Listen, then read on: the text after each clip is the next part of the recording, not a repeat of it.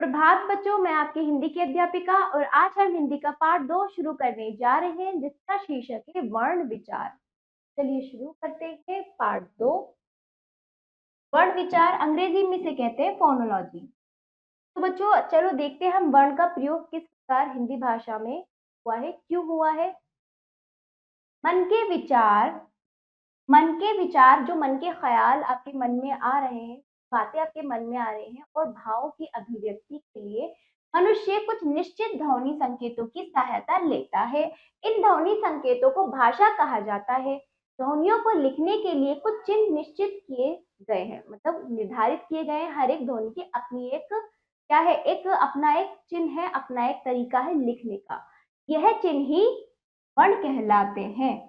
इस प्रकार ध्वनियों का लिखित रूप ही वर्ण है। वर्ण भाषा की सबसे छोटी इकाई है जिसके और टुकड़े नहीं किए जा सकते। वर्णों को मिलाकर ही शब्द बनते हैं।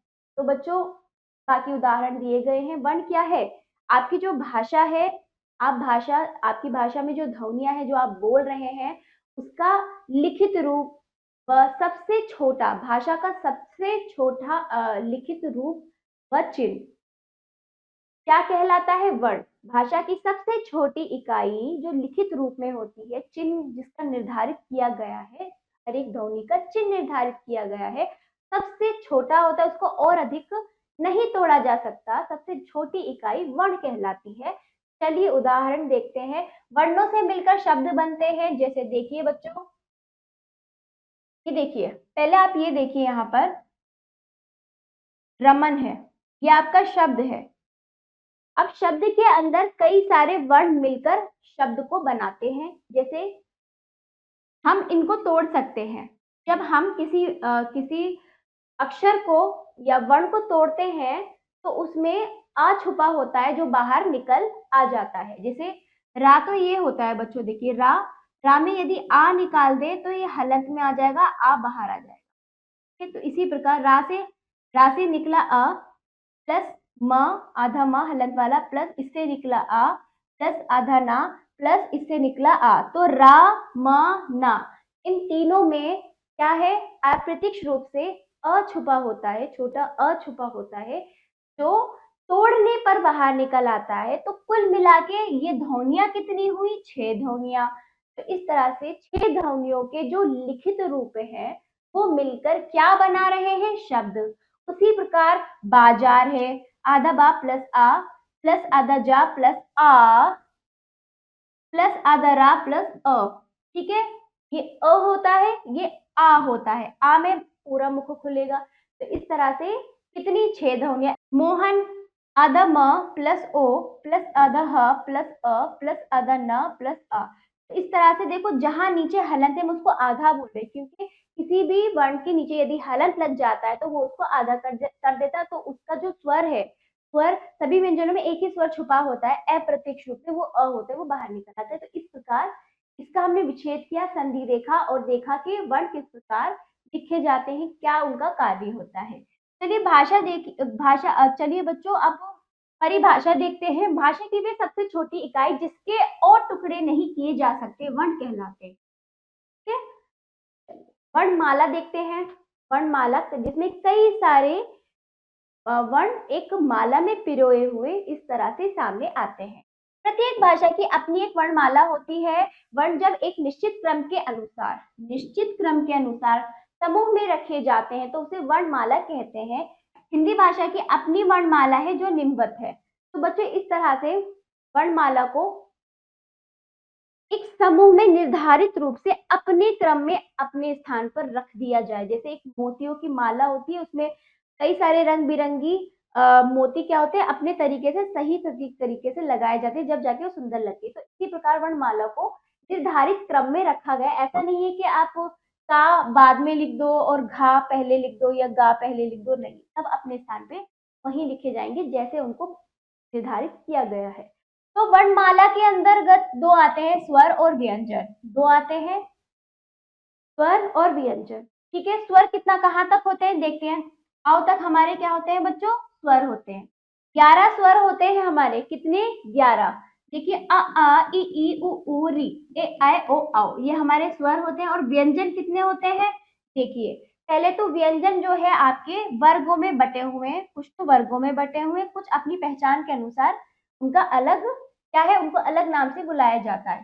तो यहाँ तक आपके स्वर हुए। व्यंजन देखिए का वर्ग का से शुरू, क ख ग घ अंघ। चा वर्ग चा से शुरू, छ छ ज झ अइया। ट वर्ग टा से शुरू, ट ठ ड ढ ण। ता त थ द ध न। प प फ भ भ म। जिस जो भी वर्ग जिस वर्ण से शुरू हो रहा है वो उसी वर्ग के नाम से जाना जाएगा।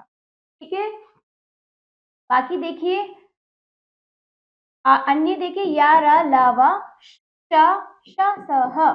तो ये क्या अंतस्थ व्यंजन कहलाते हैं, या र ल व श श स। ये ऊष्म व्यंजन कहलाते हैं क्योंकि इनको बोलते समय हमारे मुंह से ऊष्मा यानी गर्म वायु बाहर निकल रही है, कहते हैं। बाकी देखिए अक्षत्र ज्ञ श्र, अक्षत्र ज्ञ श्र, ये होता है हमारे संयुक्त व्यंजन। ठीक है, देखो इनके नाम नहीं दिए गए हैं, आप इस तरह से ध्यान रखेंगे। बाकी संयुक्त व्यंजन दिए गए हैं। आगत आप ध्यान रखिए, इन्हें अंतस्थ कहते हैं और इन्हें क्या कहते हैं, ऊष्मी व्यंजन कहते हैं। और ये वाले जो होते हैं आपके संयुक्त व्यंजन, सबके अपने अपने नाम है। और बाकी देखो ये देखिए, ये जो होता है ओ और आ का बीच का होता है।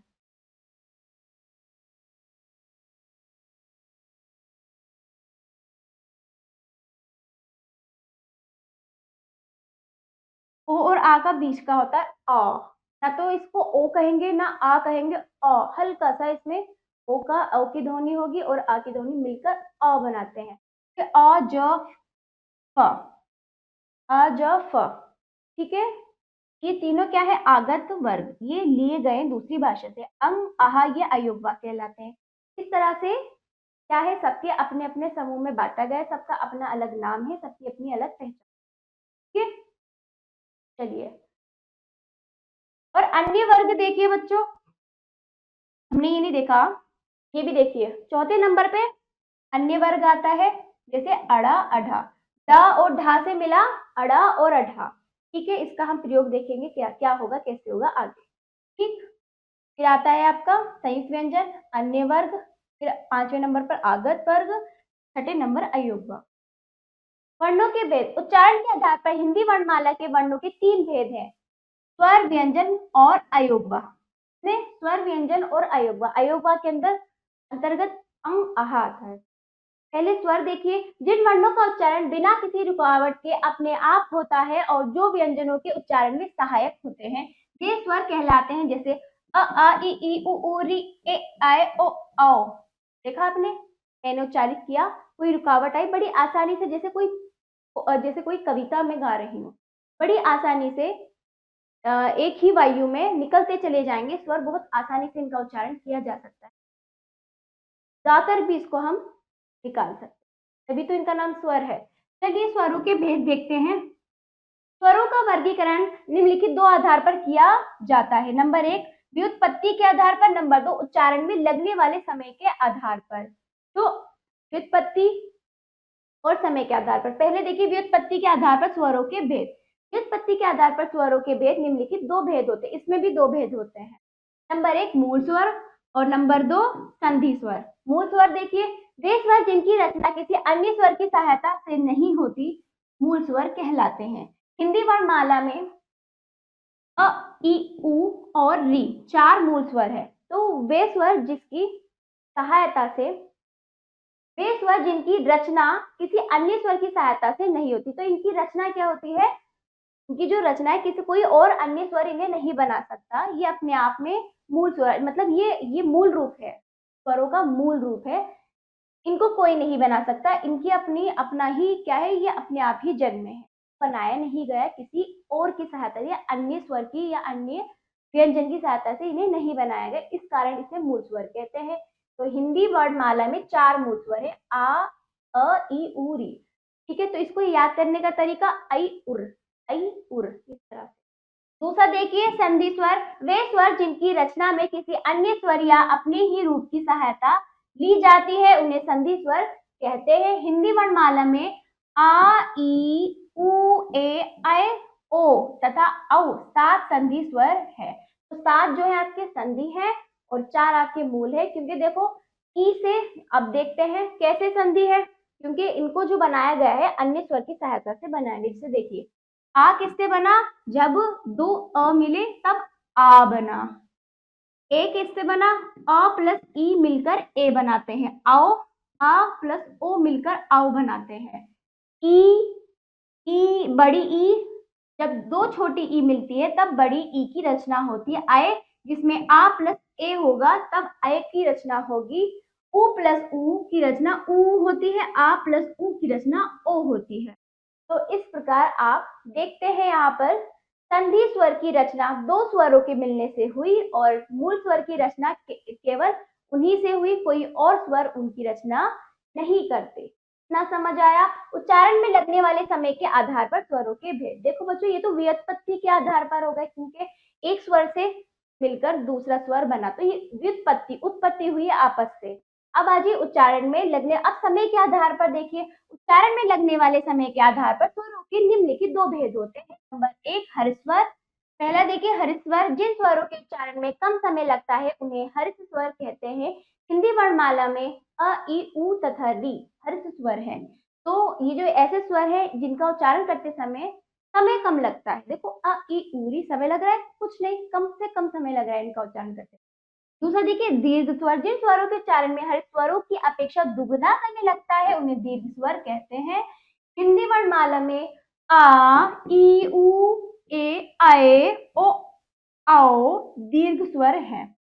दीर्घ स्वर यानी संधि स्वर, जब दो स्वरों से मिलकर दो स्वर मिलते हैं तब क्या होता है? संधि स्वर, और उनका उच्चारण भी तो दुगना हो जाएगा। इस बात का ध्यान समझते हुए कीजिए, रटने की जरूरत नहीं है ना। दो स्वरों का उच्चारण दुगना होगा, एक स्वर का उच्चारण दुगना नहीं होगा। तो इसमें कम समय लग रहा है हरित, जिसमें दुगना समय लग रहा है दीर्घ स्वर। अब आ जाइए अयोगवाह। हिंदी वर्णमाला में दो प्रकार के अयोगवाह मिलते हैं। नंबर एक, अनुस्वार, नंबर दो, विसर्ग। अनुस्वार के अंतर्गत देखिए, वर्णमाला में आए अंग वर्ण को अनुस्वार कहते हैं। अंग, अंग से अंगूर जो बोलते हो आप, वो आपका अनुस्वार होता है, उसका नाम अनुस्वार है। जिस स्वर के उच्चारण में वायु केवल नाक से निकलती है, उच्चारण करते केवल नाक से वायु निकल रही है, उसे अनुस्वार कहते हैं। इसका प्रयोग पंचम वर्ण के स्थान पर होता है। इसका चिन्ह अंग है, जैसे चंचल, गंगा, ठंडा, चंपा आदि। पंचम वर्ण समझ रहे हैं बच्चों? मैं बताती हूँ पंचम वर्ण क्या होते हैं।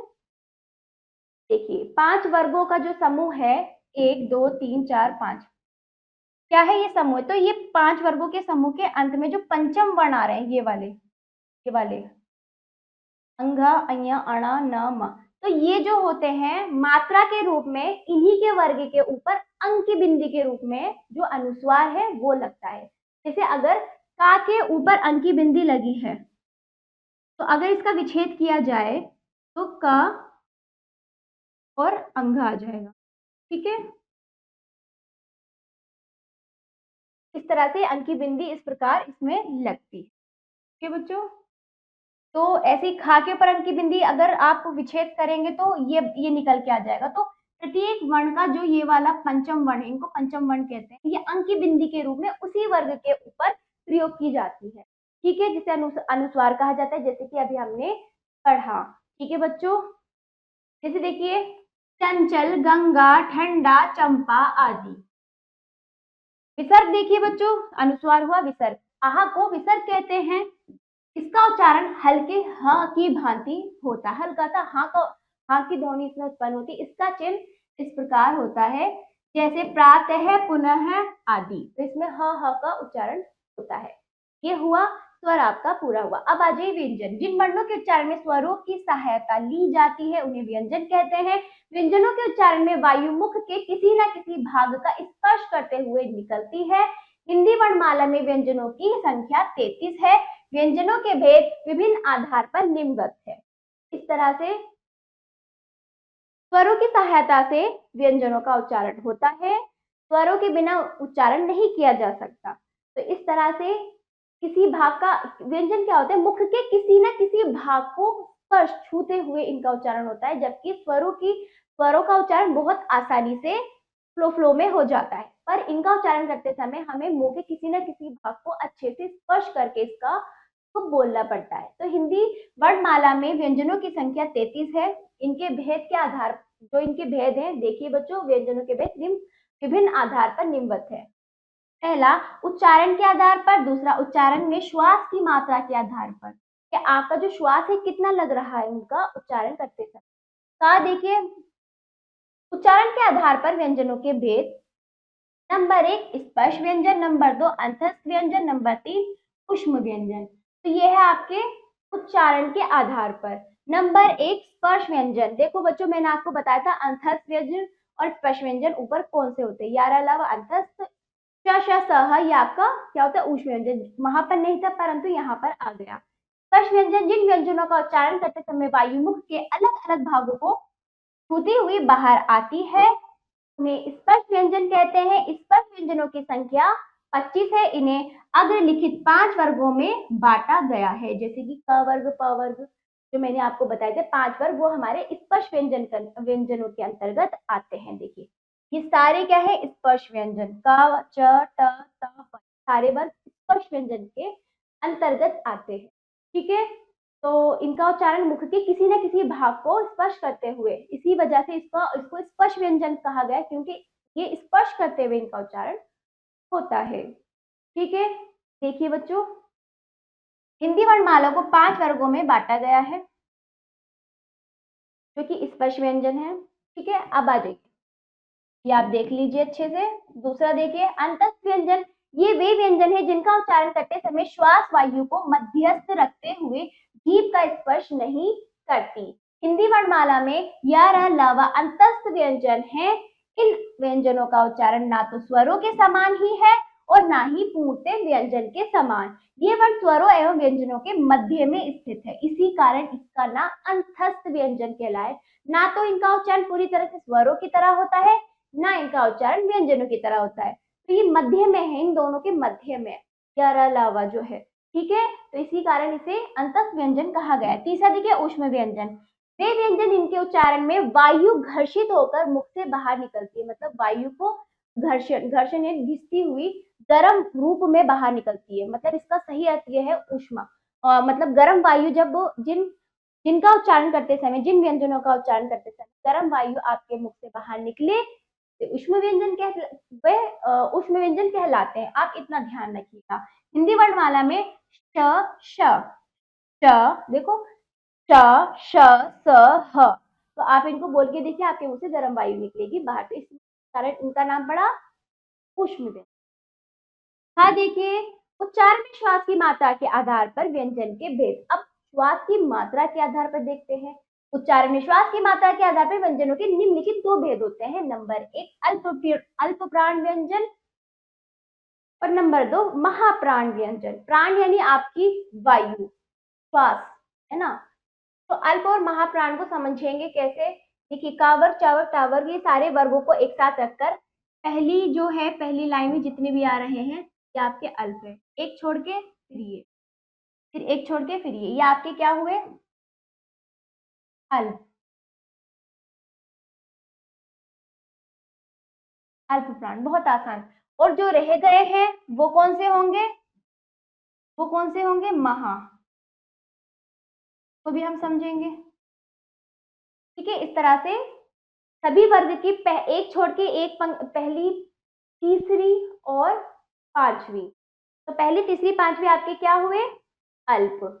इनके अतिरिक्त अंतस्थ व्यंजन या अलावा अल्प प्राण व्यंजन है, तो इनके अलावा जो अंतस्थ व्यंजन है किसके अंतर्गत आएंगे अल्प प्राण, क्योंकि या अलावा इसमें श्वास की अधिक मात्रा नहीं हो रही है, हम इसको कम श्वास में भी इसका उच्चारण कर सकते हैं। कि बच्चों देखो कोई भी वर्ण आप बोल रहे हो जब तक आपके मुख से वायु नहीं निकलेगी तो कैसे बोलोगे, तो इसमें आपकी वायु कम निकल रही है, अल्प प्राण है, तो पहला तीसरा पांचवा और यार अलावा आपका अल्प प्राण, दूसरा महाप्राण। वे व्यंजन जिनके उच्चारण में वायु की मात्रा अधिक होती है तथा जिनके उच्चारण में अधिक जोर लगाना पड़ता है उन्हें महाप्राण व्यंजन कहते हैं। जैसे कावर्ग तावर्ग का कौन सा छूटा था, दूसरा और चौथा, जैसे कि मैंने बताया था ये वाला, जिसको आपको अलग रंग से बताती हूँ, तो दूसरा और चौथा ये आपके महाप्राण। ठीक है बच्चों, क्या समझ आया। चलिए वहां मैंने आपको समझा दिया, सब एक साथ थे, तो इस तरह से पहला तीसरा और पांचवा और दूसरा चौथा आपका महाप्राण। ठीक है, देखिए बोल के भी देखिए, क आसानी से बोला गया, ह थोड़ा जोर दिया गया, क ख ग घ अंघ, च छ ज झ अइया। तो आप देख रहे हो, एक तो मैं कम वायु में उसका उच्चारण, दूसरे में मुझे थोड़ा जोर देना पड़ रहा है। तो जिसमें जोर देना पड़ रहा है वो महा, में आसानी से हम उसको कम वायु में उच्चारित कर रहे हैं, अल्प। इसके अतिरिक्त ऊष्म व्यंजन श श स ह। देखो बच्चों, दूसरा और चौथा और ऊष्म व्यंजन श श स ह ये महाप्राण में आएंगे, और पहला, तीसरा, पांचवा उसके साथ अंत व्यंजन या रलाप वो आपके अल्प में आएंगे। आपको ध्यान रखना है वर्ण एवं उनके उच्चारण स्थान, वर्ण एवं उनके उच्चारण। अब हम देखेंगे जो जो वर्ण हमारे मुख के जो वर्ण हम बोलते हैं हमारे मुख के किस किस स्थान से निकलते हैं। ये उच्चारण अव्यय, उनके नाम, स्वर और व्यंजन जो भी हैं जिस जिस स्थान से बोली जाती है, आगत ध्वनियां, सब कुछ यहाँ पर रखे गए हैं, सारे वर्ण, व्यंजन, आगत ध्वनियां और स्वर। तो पहला देखिए कंठ। कंठ हमारा ये, कंठ से निकलने वाले वर्ण जो होते हैं, स्वर व्यंजन, वो क्या कहलाते? कंठीय।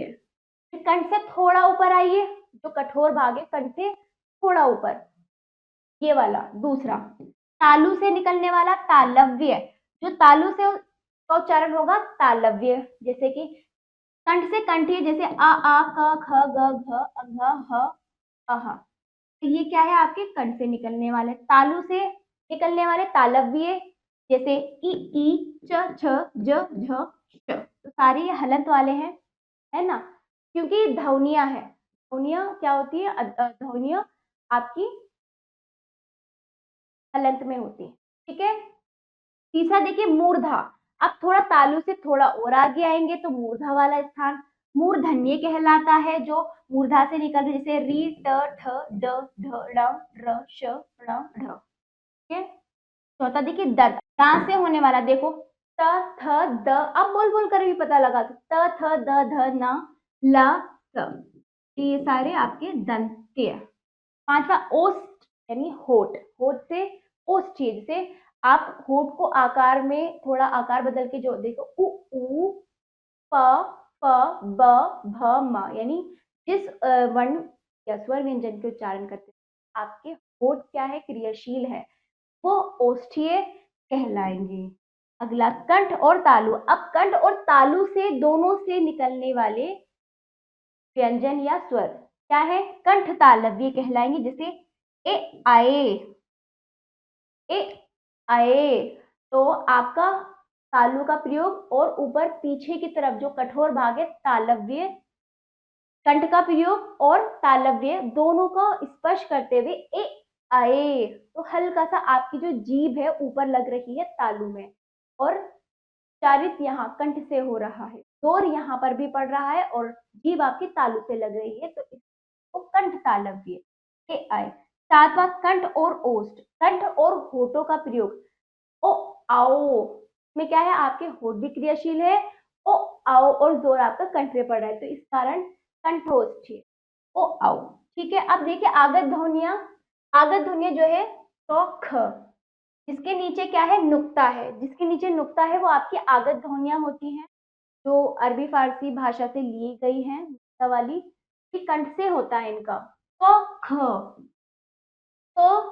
तो जोर पड़ता है इसका, होता है ऐसा नहीं का खा, तो हिंदी है, लेकिन अगर नुक्ता लग गया तो ख ख, तो थोड़ा सा इसमें बोलने में आपको थोड़ा जोर देना पड़ता है नुक्ते वाले को, ये आपके कंठ के अंतर्गत आएगा। और ये आपका अ जो है ये भी आगत है, अंग्रेजी से लिया गया है, ये आपके कंठ और ओठ से आएगा, जैसे तो इसमें आपके होठ भी क्रियाशील है और आपका कंठ का भी प्रयोग हो रहा है। कितना समझ आया? अगला देखिए आठवां दंत और ओष्ठ, यानी कि दो दो हमारे मुख के दो हिस्सों से मिलकर भी होने वाले वर्ण स्वर है, ठीक है। जैसे दंत और ओष्ठ से क्या कहलाते हैं? दंतोष्ठीय। जो वर्ण दंत और ओष्ठ से उच्चारित होते हैं उन्हें दंतोष्ठीय कहते हैं, जैसे व और फ, व और फ। नवा देखिए नासिक, यानी नाक। नाक से निकलने वाले नासिकीय कहलाते हैं, अंघा अया अणा न म अनुस्वार का अंग, तो ये सब इनका उच्चारण नाक से अधिक होता है। पंचमाक्षर सारे किसमें आएंगे? नासिक में। 10वां देखिए मुख और नाक। अब मुख और नाक से निकाले जाना अनुनासिकीय कहलाता है। जैसे चंद्र बिंदु वाला, चंद्र बिंदु जो होता है आपका क्या कहलाता है, अनुनासिकीय, यानी मुख और नाक। इसका बोलते में नाक का भी प्रयोग होगा, मुख भी पूरा खुलता है इसका उच्चारण करते समय। मैंने आपको अच्छे से समझा दिया बच्चों। अन्य वर्ण देखिए, हिंदी वर्णमाला में दो व्यंजन अड़ा और अढ़ा ऐसे भी हैं जिन्हें परंपरा के अनुसार व्यंजनों के साथ रखा जाता है। तो इस तरह से इनकी भी जरूरत पड़ी, इनकी आवश्यकता पड़ी, तो इसे लिया गया हिंदी के अंतर्गत। ठीक है, किंतु ये अन्य वर्ण माने जाते हैं, ये कभी भी शब्द के आरंभे नहीं आते। जैसे पढ़ना, पढ़ना, पीड़ा, पीढ़ी, बड़ा, बढ़ा। ठीक है, तो ये अड़ा और अढ़ा जो है, डा और ढा से मिलकर बना अड़ा और अढ़ा। नुक्ता लगने पर अड़ा अढ़ा। ये शुरू में कभी नहीं लगेगा, किसी भी शब्द के शुरू में नहीं लगे, या तो बीच में आएगा या अंत में। ठीक है बच्चों, चलिए अब आ जाइए आगत वर्ण। हिंदी में कुछ ध्वनियां दूसरी भाषाओं से भी आई हैं, ऐसी ध्वनियों को आगत वर्ण कहते हैं। ये दो प्रकार की होती है। अंग्रेजी की ध्वनि, अरबी फारसी की ध्वनि। अंग्रेजी को अ, उदाहरण कॉलेज, बॉल, हॉस्पिटल आदि। यदि ये नहीं होता तो कॉलेज होता, बॉल होता, हॉस्पिटल होता। गलत उच्चारण है, इसलिए हमने अंग्रेजी से अ लिया। कॉलेज, बॉल, हॉस्पिटल आदि। ठीक है, और अरबी फारसी की जो आगत यानी आई हुई ध्वनि कौन सी है, ज और फ, ज और फ। और अन्य भी हैं, जैसे उदाहरण देखिए बच्चों, शब्द इनसे बने कागज, जिंदगी, फैसला, सफर। इस तरह के उच्चारण के लिए हमने आगत ध्वनियां भी, ताकि हम हिंदी को पूरी तरह से क्या पूरा कर पाए, सारी चीजों को लिख पाए, तो इनकी जरूरत पड़ी। चलिए, भाषा की शुद्धता और क्षमता बढ़ाने के लिए आगत वर्णों का प्रयोग किया जाता है। जैसे सजा, दंड, सजा, सजावट। तो इस तरह से आप अगर सजा को सजा लिखेंगे, यदि आपको नुक्ता वाला अरबी फारसी का नहीं है, तो देखो अर्थ बिल्कुल बदल गया। सजा का अर्थ है दंड, सजा का अर्थ है सजावट। तो इससे भाषा को शुद्ध रूप और भाषा की पकड़ को मजबूत करने के लिए हमने हिंदी भाषा में आगत ध्वनियों को भी अपना। ठीक है, तो इनमें अंतर है, नुक्ते का प्रयोग अति आवश्यक है, तो नुक्ते का प्रयोग बहुत जरूरी है। अब आ जाइए अनुनासिक। जिस स्वर के उच्चारण में वायु मुख और नासिक दोनों से निकलती है उसे अनुनासिक कहते हैं। इसका चिन्ह चंद्र बिंदु है। तो अनुनासिक में मुख और नाक का दोनों का प्रयोग हो, और अनुस्वार जिसमें केवल नाक का होता है चंद्र बिंदु भी कहते हैं।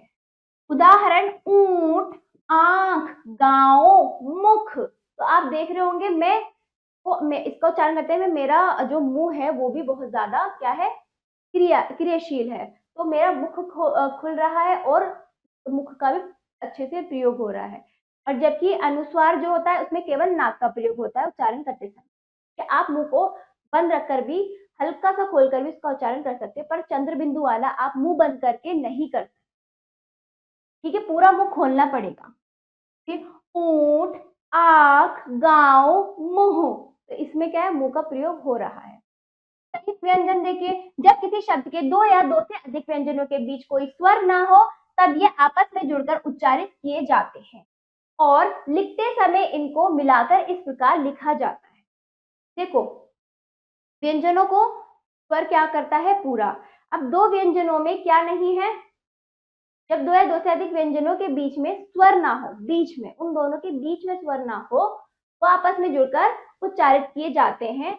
वो होते हैं कौन, संयुक्त व्यंजन। देखिए बच्चों, लिखते समय इनको मिलाकर इस प्रकार लिखा जाता है। देखिए आधा का पहला संयुक्त व्यंजन को अगर आप तोड़ते हैं, संयुक्त व्यंजन को यदि आप तोड़ते हैं तो पहला अक्षर हलंत यानी आधा होगा, बाद वाला पूरा होगा। जैसे आधा का प्लस श, आधा का प्लस श। उदाहरण कक्षा, रक्षा, शिक्षा आदि।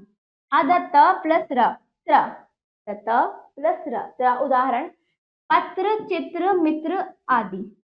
आधा जा प्लस अया, ज्ञा, आधा जा प्लस अया, ज्ञा। ज्ञान, विज्ञान, यज्ञ आदि। आधा श प्लस रा, श्रा। तो देखिए उन दोनों वर्णों का उच्चारण, उन दोनों वर्णों की ध्वनि इसमें उत्पन्न हो रही है थोड़ी थोड़ी। उदाहरण श्रम, श्रवण, परिश्रम आदि। कभी कभी स्वर रहित व्यंजन एवं स्वर वाले व्यंजन भी आपस में मिल जाते हैं, ये शब्द भी संयुक्त व्यंजन कहलाते हैं, जैसे स्वास्थ्य, प्यार, मुक्त आदि। तो इस तरह से स्वर रहित, जिसमें स्वर ना हो, वो व्यंजन आपस में मिलकर संयुक्त व्यंजन बन जाते हैं। चलिए द्वित व्यंजन देखिए बच्चों, द्वित का अर्थ होता है दोहरा या दो बार। जब स्वर रहित व्यंजन अपनी ही जैसे दूसरे व्यंजन से मिलता है तो उसे द्वित व्यंजन कहते हैं। जैसे देखिए अपने समान रूप से अपने ही जैसा ही व्यंजन उसके साथ चिपका हुआ है, वो हमारा द्वित व्यंजन यानी दो बार या दोहरा व्यंजन कहलाते। जैसे आधा का और पूरा का मिलकर क्या बना, पक्का, मक्का, चक्की आदि। आधा बा पूरा बा, अब्बा, गुब्बारा, बब्बर आदि। आधा ना पूरा ना, उदाहरण अन, खिन, भिन आदि। आधा चा पूरा चा, बच्चा, सच्चा, कच्चा आदि। फिर माँ, अम्मा, चम्मच, मम्मी आदि। तो ये जो आपके जो रंगीन वर्ण जो है चिपके हुए आपस में, ये आपके द्वित व्यंजन, इसमें समान, एक समान वाले चिपके होते हैं, ठीक है। और जो असमान वाले जो होते हैं वो आपके संयुक्त व्यंजन कहलाते हैं। देखिए इसमें असमान है, ये देखिए असमान, असमान, असमान, इस तरह से असमान वर्णों से मिलकर जो शब्द बने हैं वो आपके संयुक्त व्यंजन कहलाते हैं। चलिए अब आ जाइए मात्रा। स्वर जब व्यंजनों के साथ मिलते हैं तो अपना रूप बदल लेते हैं। स्वरों के इस बदले हुए रूप को मात्रा कहते हैं। जैसे आदरा प्लस अ प्लस आदमा प्लस आ, क्या हुआ, राम। तो इस तरह से जब स्वर व्यंजनों से मिलते हैं तो वो अपना मूल रूप खोकर एक मात्रा के रूप में मिल जाते हैं, तो उन्हें ही मात्रा कहते हैं। इस शब्द में रंगीन भाग पर ध्यान दीजिए, इस शब्द में रंगीन भाग पर ध्यान दीजिए। इसमें स्वर आ का रूप बदलकर आ हो गया है, इसे ही आ की मात्रा कहते हैं। तो देखिए रंगीन वाला देखिए, तोड़कर लिखने पर तो ये इस प्रकार हो गया, लेकिन जोड़कर लिखने पर डंडे के रूप में आ यहाँ पर आ गया राम, ठीक है। चलिए आगे देखते हैं और अच्छे से स्वरों को व्यंजनों के साथ मिलाकर लिखते समय उनका बदला हुआ रूप मात्रा कहलाते हैं। समझते हुए इसको कंठस्थ करेंगे, रटना नहीं है, समझते हुए चीजों को लॉजिकली समझिए, है ना। स्वर और उनकी मात्राएं। अब मात्राएं देखिए, सभी स्वरों की अपनी अपनी मात्राएं और किस प्रकार उनका शब्दों में प्रयोग है। चलिए देखते हैं हिंदी वर्णमाला में सभी स्वर और उनकी मात्राएं इस प्रकार है। देखिए बच्चों, पहला जो आ होता है इसकी मात्रा नहीं होती, ये अप्रत्यक्ष बिना दिखे किसी भी स्वर में जाके छुप जाता है, ये मात्रा के रूप में नहीं लगता। जैसे देखिए का के अंदर हमारा पहले से आ छुपा हुआ है, अगर इसको तोड़ेंगे तो का आधा हो जाएगा, आ बाहर निकल आएगा, ठीक है। तो सभी व्यंजनों में आ छुपा हुआ है, तो इससे बना कर और कलम। अगला देखिए दूसरा आ डंडे के रूप में होता है, का आ, का, काला, काया।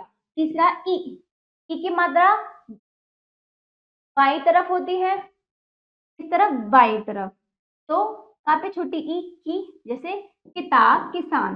इसका उच्चारण, छोटी ई का उच्चारण जल्दी होगा।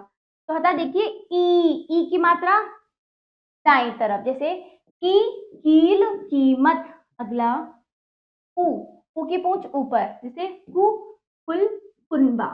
छठा ऊ बड़े ऊ की पूंछ नीचे, जैसे कू, कूप, कूड़ा। सातवां री में इस तरह से होता है, जैसे क्री, कृपाण, कृषक। आठवां ए में एक मात्रा होती है ऊपर की तरफ व्यंजनों के साथ, के, कैश, केला। नवा देखिए आई में दो मात्रा होती है, काय, कैलाश, कैसा।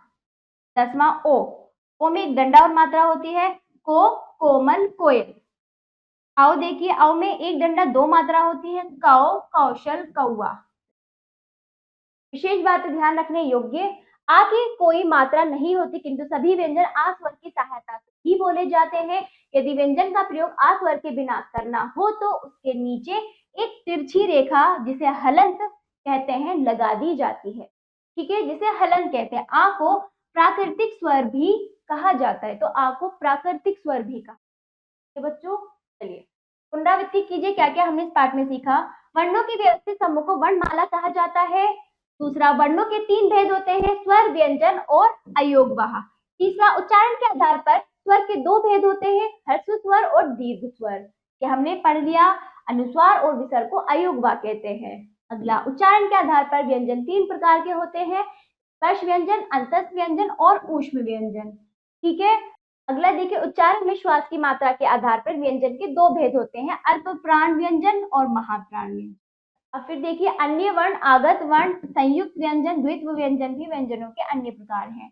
अगला, स्वर जब व्यंजनों से मिलते हैं तो अपना रूप बदल लेते हैं, जिसे मात्रा कहते हैं। ये अच्छे से मैंने आपको इस पाठ में समझा दिया गया। अब आ जाइए अभ्यास कार्य, अभ्यास करें। निम्नलिखित प्रश्नों के उत्तर दीजिए, पाठ के अनुसार इनका उत्तर आप स्वयं देंगे। खा देखिए, अब दिए गए वर्णों में स्वर कौन सा है और व्यंजन कौन सा, सामने लिखिए। तो आपको लिखना है, इनको देखना है कौन सा स्वर है कौन सा व्यंजन। तो आपका क्या है, स्वर है, ये भी स्वर है। तो आपको मैंने पाठ समझा दिया है, इस प्रकार आपको बताना है। जैसे ऊ क्या है, स्वर है, शा का स्वर है या व्यंजन, ये व्यंजन है। तो इस प्रकार आपको यहाँ लिखना है, बाकी आप स्वयं करेंगे। चलिए, ग, इनमें से ह्रस्व और दीर्घ स्वर पहचान कर सामने लिखिए। तो आपको ये बताना है कि ये जो है, जो स्वर है, ये ह्रस्व है या दीर्घ, इसका उच्चारण करते समय कितना समय लग रहा है। देखिए, आ क्या है, अधिक लग रहा है, तो दीर्घ लिखेंगे आप, दीर्घ स्वर। ठीक है। तो आ में कितना समय लग रहा है, कम, तो ये ह्रस्व में जाएगा। ठीक है,